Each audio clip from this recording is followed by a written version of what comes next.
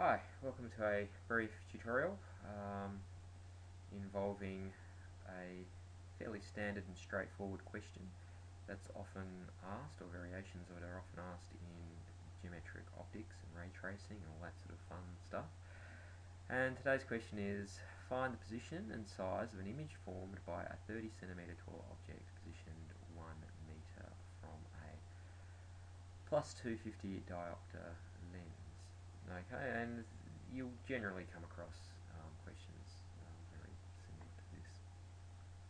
So the first thing I like to do is to identify what we have and what we're being asked. So we're being asked to find the position and the size of an image formed by a 30 centimeter tall object positioned 1 meter from a 250 diopter lens. I would just like to take this time to get all my units sort of aligned. So I will be changing that 30 centimeters into 0.3 meters, and that's just so we've got it's consistent. So when we plug it into any formulas we may be using, we don't end up with sort of spurious results. Okay, so first thing I like to do is to define our this light system. Okay, and so I'll be defining this light system as light travelling from left to right. Okay, now and so what that basically means is that we'll come to that in just a minute. Next thing I like to do is to define my optical axis, or what I call the workbench. And let's go ahead now and add our lens. Okay, no, it's not really, if you have a look at that, it's not exactly sort of central, but we're just going to have to assume that that's the center point of the lens due to my bad drawing. And because we've defined our system, we will know that everything on this side of the lens will be positive, and everything on this side we are going to say is negative. So what that then tells us is that the 1 meter referenced here is in fact going to be on that side. So that's actually going to be minus 1 meter. Okay, and so let's go ahead and add our object now. So our object is 30 centimeters, and it's positioned a meter right. So let's go and add some little drawings there. So pop that there. There we go. And so this is just purely just sort of nutting out out scales and stuff like that, and it is quite sort of important. And this is a positive 0.3 meter. Put a meter on there, and this is that minus 1 meter, and it's a minus because it's on this side of the lens. Okay, so what else do we know? So we've figured out the object and its location. There is something else we can figure out, and that is the pardon me, that's the focal points of the lens. Now, what's quite important, there's a couple of formulas that are going to be important, and at this point the formulas that are going to be important are these, and that is that F equals 1 on F. Okay, also will be important, and we'll come back to this. Actually, let's just deal with this for the time being. So we have 1, and F is the plus 250 plus 2.5, and if we plug that into our calculator we come out with plus 0.4. Okay, and that will be in meters, so 40 centimeters. So let's go ahead and pop that in there. That's that one there and there. Excellent. So all we're going to do is let's just call this focal point, and we'll call it primed, and we'll just call this focal point. Okay. So we actually have enough to construct our basic ray diagram, and let's go ahead and do that. So there's two main, there's two special beams of light, and that is one, any light that is travelling through the optical centre. Okay, and as I said, I did sort of draw the lens not so it's in the optical centre, but if we assume that this is going through the optical centre, it will be undeviated. Okay, so that beam of light passes straight through the centre. The other special lights is any beam of light that is travelling parallel to the optical axis, and the optical axis is that sort of line where the F's and all that sort of stuff are on. Okay, so any line travelling through the optical parallel to the optical axis, when it hits the lens, will be then deviated down so it passes through through the focal point. Okay, so we've got 2 points, and we have now successfully located where the image is. Now, if this was drawn to scale, and I'm hoping that it is, when it passes through there, when it passes through that one there, it will also sort of join there. But to locate this point in two-dimensional space, we only actually require 2 of these lines. Okay. So basically, we are pretty well done. We just have our object now.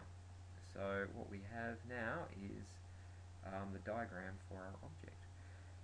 Now this is a special case, and the reason why it's a special case, and we're going to cover in the next tutorial, we're going to cover the other case, is because the object is located outside the distance between the focal point and the lens.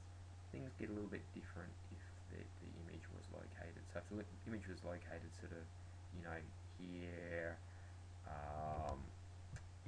or here, or there, it would be vastly different from it being located there, or where it currently is located.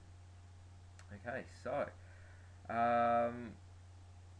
now to actually get the figures, the actual values, there's 2 ways we can go about it. What we've done here is draw a diagram, and the diagram, in my opinion, is essential for essential for visualizing what's going on. Without it, it gets I find I can't do it. So if we drew this accurately to scale, then by just simply taking a ruler to these and measuring the distance, so by just taking a ruler and measuring the distance from there, that distance there, and then by also taking a ruler and measuring that distance there, we would then be able to sort of find out you know, what that value is there, which we'll call L primed, and what the height of that is there. Okay, but we can also do it mathematically, which will yield more precise results. But we still, well, I still like the idea of the diagram. In order to figure it out mathematically, we are going to be using a special equation, and the equation is F for the lens equals L primed minus L. Okay, now what on earth is L primed and L? Well, that's really the reciprocal, or the vergences, not technically the vergences, of these lengths. So what I mean by that is, if we say that L equals that, -1 meter, and then L equals whatever that figure is there. I know it's getting a bit hairy, but just sort of bear with me. So the other formula that we have, so we've got this one here, okay, the F equals 1 on F. We've also got a very similar equation, which is L equals 1 on L, and L primed equals 1 on L prime. Sorry, that should have been a big L. That was a bit silly of me, wasn't it? So raise that. So yeah, so okay, so the formula is little l, or length, equals 1 on big L, and L primed equals 1 on big L primed. Okay, so armed with that knowledge, we can now figure out mathematically what the position and eventually what the size of this is. Okay, so in order to do that, okay, whoops, what happened there? What's going on here? Okay. So in order to do that, I don't know what happened there. What we need to do is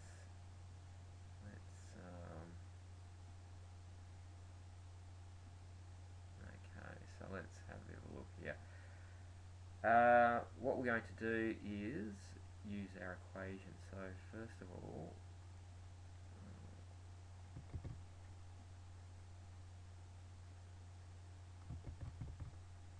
let's go back up here. So we're going to use this F equals L prime. So if we want to find the position, so we're looking for that L prime there, what we want to do is we want to rearrange this equation here. Okay, and so we'll be rearranging it to be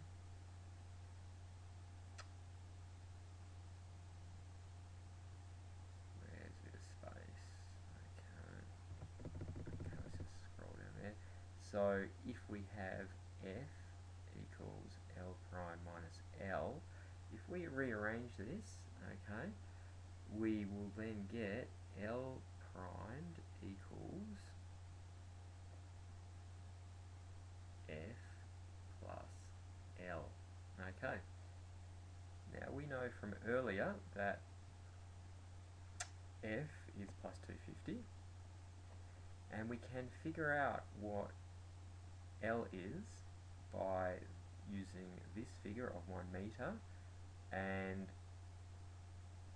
this equation here, and that's the L over 1 on L. So let's sort of plug that in here. So what we have is we have L primed equals plus 2.50, okay, plus bracket, okay, because just to keep things nice and clean, 1 over minus 1. Okay, we've got that minus 1 from is that value there, minus 1 meter. Okay, so now what we find is L primed equals plus 250 minus 1. That's figuring out all that. So L primed equals plus